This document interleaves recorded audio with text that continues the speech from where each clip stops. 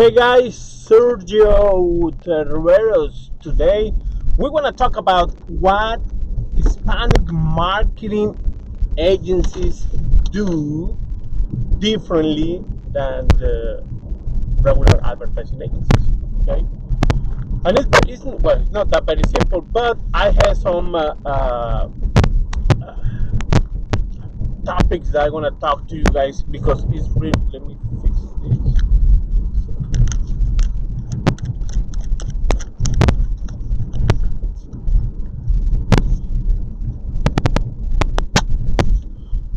Okay, guys, Sergio Torreros, Hispanic influencer.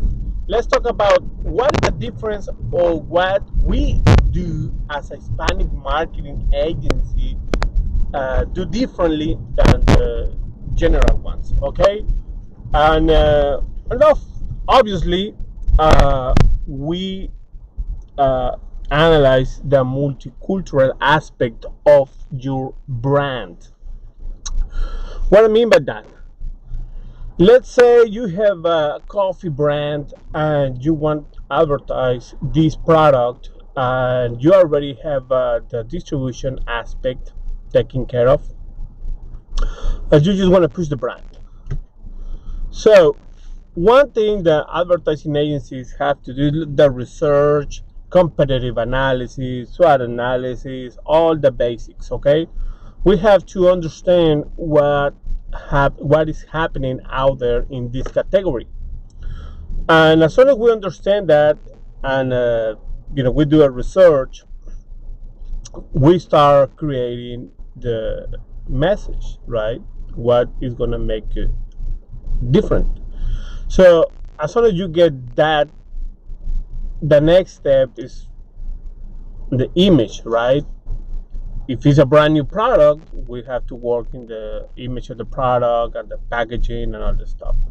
But it's a long process anyway. But the point here is that's the basics. But as an Hispanic marketing agency, we have a different approach. Oh, no, it's not different. It's an extra approach that we contemplate because we have to understand in the major markets how Hispanics interact with these kind of brands. And it's because we all Hispanics are different. Even in Mexico, south part of Mexico is totally different than the north side of Mexico. They speak differently, culturally differently, behaviors, music, food, everything is different. Okay, and if because our department focus in the Hispanic community, we understand how South Americans consume this product, how Central Americans consume this product, and Mexicans. We take this different approach in segmenting one by generation. Okay, how Hispanics with less than 5 to 7 years interact or consume this kind of product. Then when we define the generational difference, we go with the microculturalism aspect. Okay, Mexicans, how they do it, Venezuelans, Colombians, Cubans, Salvadorians, you name it, interact with this kind of brand, right? And then we create the message directly to this kind of demographic, this persona. We create personas. So that is one aspect. That is the microculturalism that we contemplate in the marketing campaigns.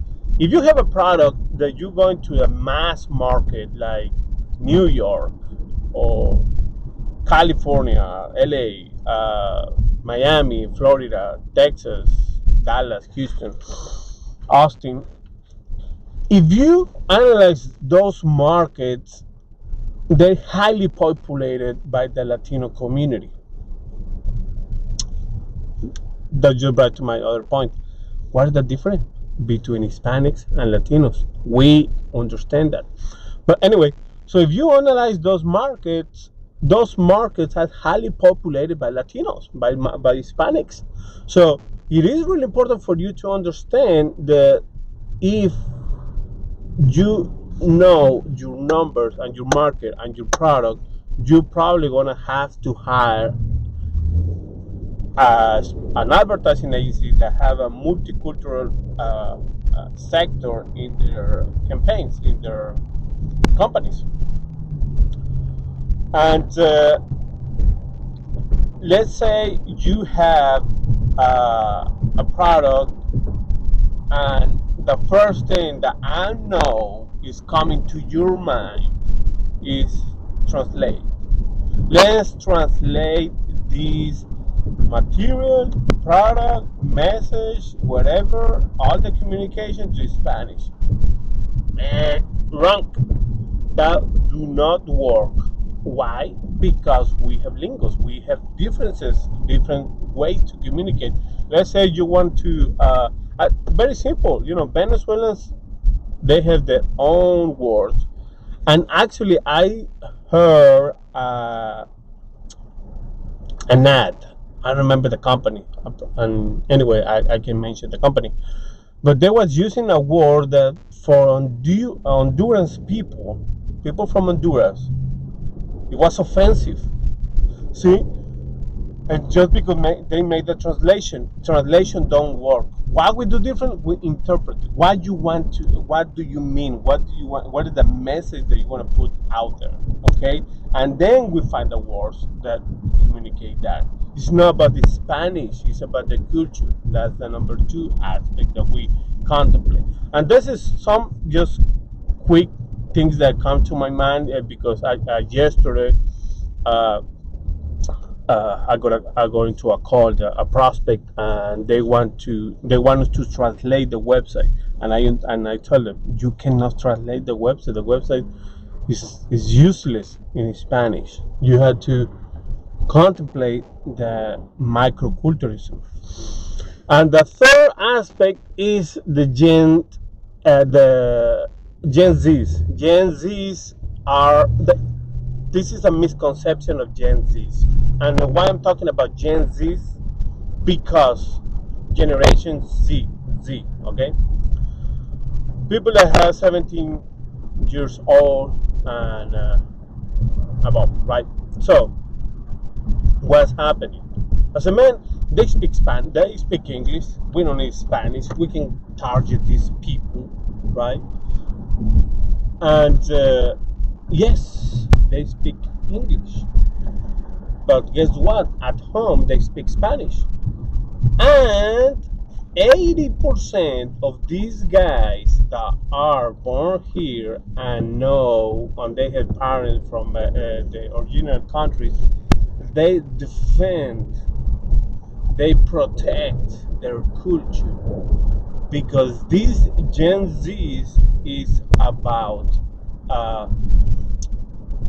being equal. They, been they've been seeing all these things that are happening in our society, and their perception is about re- recover the environment, and do it right. And if you offend their parents' culture and don't resonate with them, don't create that rapport with them, they will not buy, and just because you wasn't inclusive enough. Boom. So now you have this aspect where you think like, well, Spanish is going away with the culture that I'm looking for in third generation. Yes, but if they feel not represented culturally in your message, you will lose. And this is when your companies have to make a decision. You have to make a point and stand up for something. Gen Z is really important for you guys to start thinking about giving back.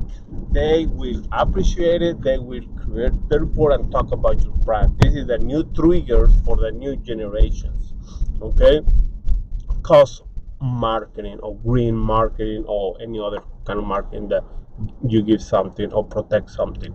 So that's the topic of today, guys. This is what we do differently. We think further and more with microculturalism in mind, because if you have a product and you're in a big market where there's a lot of Hispanics or Latinos or any other culture, okay, China, Chinese, they in Texas they grow really fast, faster than Hispanic. Then we not be able to be the majority at this point, because Hispanics is expected to be the majority.